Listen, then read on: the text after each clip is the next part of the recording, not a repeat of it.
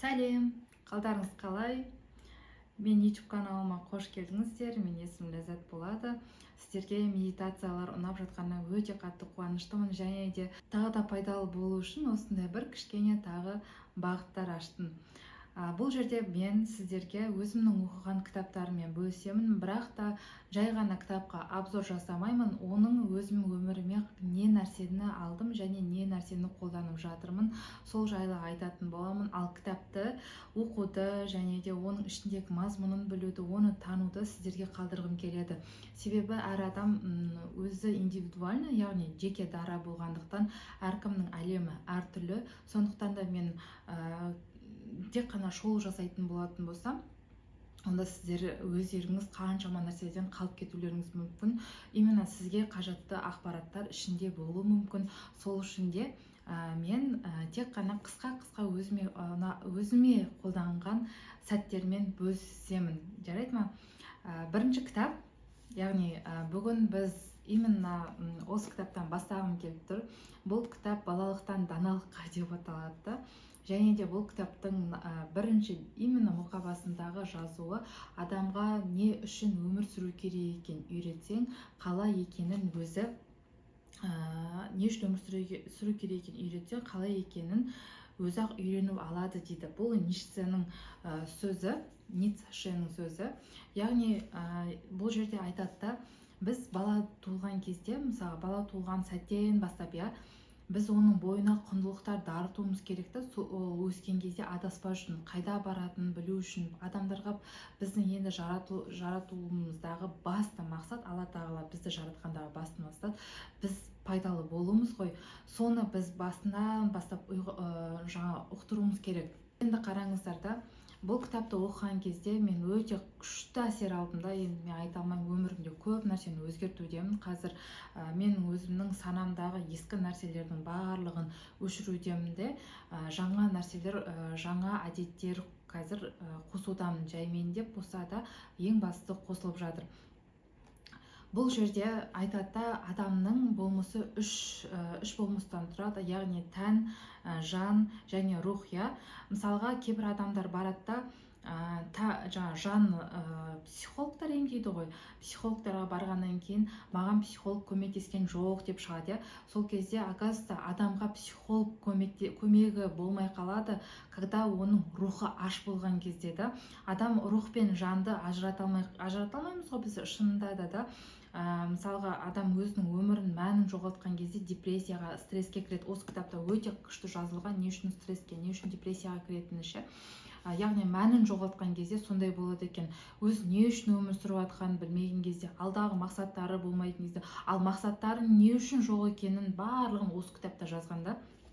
И сол моментте депрессияға кіреді. Депрессияға кірген кезде не істейді? Психологқа барады, бірақ психологтың кейбір адамдарға нағыз маман болатын болса міндетті түрде көмектейді, а кейбір адамдарға көмектемейді.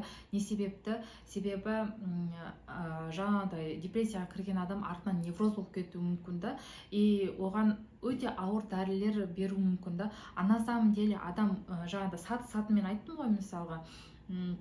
Бірінші депрессияға, бірінші стресс болады, потом депрессия болады, потом неврозға кіреді. Неврозға дейін, сол неврозға жеткізбес үшін адамның ішкі құндылығы бай болу керек екен да. И адам өзі немен айналысатынын постоянно біліп отырады екен. Әрдайым біліп отырады екен. Сол себепті біз бала кезден бастап біздің бойымызға құндылықты дарытпағандықтан, енді біздің ата-анамыздың ешқандай да кінәсі жоқ оған. Біз қазір өзіміз есейген ересек адам болғандықтан біз өзіміздің бойымызға өз еркімізбен құндылық дарыта аламыз. Әлі де кеш емес. И дарытпағандықтан жаңағыда не істейміз, біз адасып кетеміз көбінесе. И сол үшін де қазір мен өте қатты мысалы балама көңіл бөлудемін. Яғни бұл жердегі мен қатты қолданған нәрсе, баланың ішіне құндылықты қалай енді кіргізуге болады деген сұрақ туындаса, онда баланың ішіне құндылықты ертегі арқылы, қиссалар арқылы, мақал-мәтел, өлеңдер, жаңағыдай біздің Шәкәрім Құдайбердіұлының өлеңдері, Абайдың өлеңдері, Абай Құнанбаевтың өлеңдері, сондай өлеңдердің барлығы да бізде мысалы Бауыржан Момышұлының талай біздің керемет ақындарымыз, жазушыларымыз бар. Солардың өмірлерін таныту арқылы, солардың өлеңдерін жатату арқылы біз баланың бойына құндылықтарды артады екенбіз. Мысалға күшті нәрсе бар да, мысалға кей кітаптарды оқыған кезде авторларымен сөйлесіп жатқандай боласың, сөйлесіп отырғандай боласың, иә. Сол мысалы балаға батырлар жырын жататқан кезде ол ертеңгі күні бір шешім қабылдаған кезде, Америкада осылай істейді екен. Америкада баланы кішкентай кезінен бастап ертегі оқытады екен. Сондықтан да ол осындай дамыған мемлекет болып кеткен да. Ол туралы кітап ал подкастында мен естідім. Америкада мысалға олар не үшін ондай жаңа дамыған мемлекет болып кетті? Себебі жаңағы бір шешім қабылдай алмайды отқан кезде, олар не істейді, алады қайтадан ертегі кітабын оқиды. Соны ана ертегі әлеміне батып кетеді екен да. Ол шешімді қабылдамай отқан кездегі оның болмысы қазіргі адамның болмысы болып тұратын болса, ертегілер әлемінде ол өзінің кәдімгі қаһарман бір персонаждар болады ғой, әркімнің өзінің жақсы көретін. Соның рөлінде еніп, соның рөлімен қабылдайды екен кейін шешімді.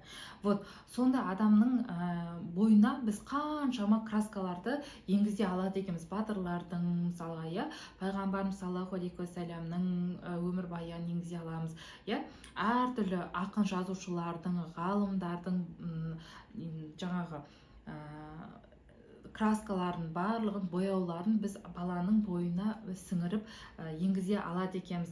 Және де бұл кітаптың басты мақсаты, яғни бұл кітап Отбасы хрестоматиясы баспасымен шыққан, ол кәдімгідей үлкен жоба. Неге? Себебі бұл кісілердің басты мақсаты ата-ананы ата-ана арқылы баланы тәрбиелеу. Яғни олар өздері ешкімге жете бермейді ғой, ал балаға ең жақын адам ата-ана болғандықтан, яғни бірінші ата-анаға білім беріп бастап жатыр, чтоб біз балаларымызды тәрбиелей алуымыз үшін. Енді мен өміріме енгізген күшті нәрселермен бөлісейін. Біз күнде кешке қарай жатар уақытта 8:30-дарда біз уже ертегі кітапты оқып бастаймыз. Яғни ертегі кітапты енгіздім күнделікті. Оның ішінде неше түрлі тәрбие бар екен ғой. Мен бұрын соңды оқымай жүрген екенмін да, өзім де оқымаған ғой. Получается, былай айтқанда, баламен бірге мен өзім жаңағы құндылықтарымды толтырып жатырмын да. Ең күшті плюсы сол болып жатыр. Одан кейін барып мен балама батырлар жырын жаттатып жатырмын, сосын өлеңдер жаттатып жатырмын да. Бұл жерде қандай процесс жүреді? Бұл жерде баланы жаттатқан кезде біз баланың құлақ арқылы, есту арқылы жаттай алатын именно миының нейрондарын, жаңа нейрондар қалыптастырады екенбіз.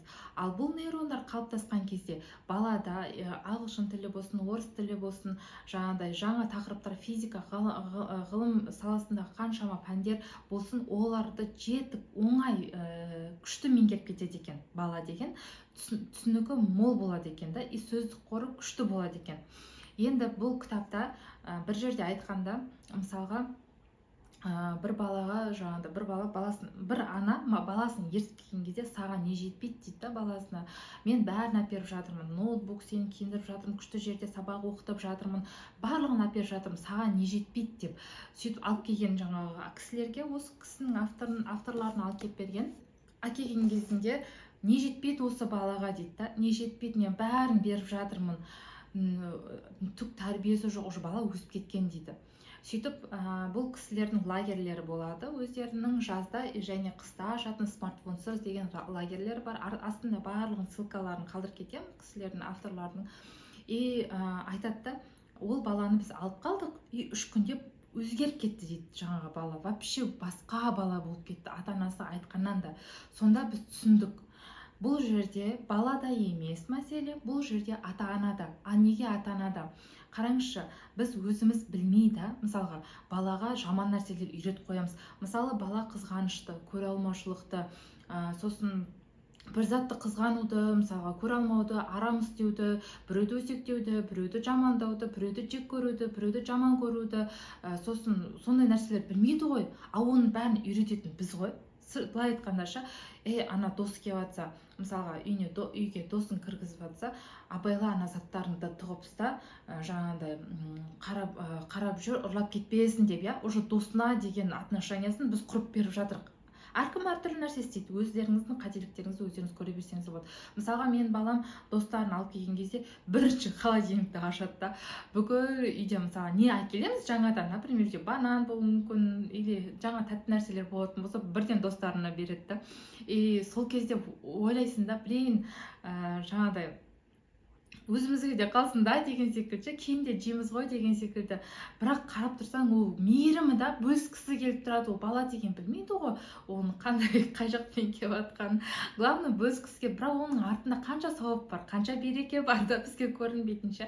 И сондай арқылы бізге де қалсын да, біз де жейік та, біз де жаңағыдай не олардың да үйінде бар деген секілді нәрселерді біз оған не қылсақ, жаңағыдай құйсақ, ол қандай бала болып шығады? Ол өте тас жүрек бала болып шығады, сонда біз өз қолымызбен жасаймыз да.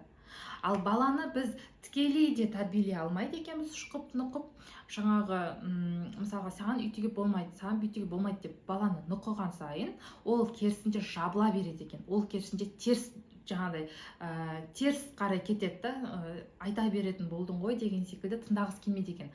Ал жаңағыдай қисса, ертегі, сосын әңгімелер арқылы біз тәрбиелік мәні бар сондай ертегілер арқылы жеткізетін болсақ, бала өзі ойлану керек екен. Так, мына жерде мен оказывается осылай істесем бұлай болмайды екен деген секілді, ол баланың ойлау қабілетін жақсартады екен. Себебі неге? Біз постоянно өмір бойы қасында жүрмейміз ғой. Олар есейеді, ересек болады, бөлек кетеді, мысалы оқуға кетуі мүмкін. Постоянно балам сен үйтпе, сен бүйтпе, сен жаңағыда кешке қарай шықпа, клубқа барма деп аңдып жүре алмаймыз ғой. Ол бала өзінің еркі болу керек та, сол нәрсені таңдай алатын. Ал ол нәрсені не таңдата алады? Білім. Ішкідегі рухани құндылық таңдата алады екен. Кітап туралы видеом соңына жетті. Сіздермен келесі кездескенге дейін қоштасамын. Және де астына пікір қалдырсаңыздар болады. Егер де осы кітапты оқыған болсаңыздар, қандай сіздер өмірлеріңізде өзгерістер болды, және де қандай нәрсені қолдандыңыздар, не ұнады, не ұнамады деген секілді, ұнатпау мүмкін емес. Әрине барлығында астына комментарийға бөліссеңіздер болады. Және де астында мен бүкіл авторлардың нелерін қалдырып кетемін, ссылкаларын, яғни отбасы хрестоматиясының ссылкасын, авторлардың ссылкаларын қалдырып кетемін. Сау болыңыздар.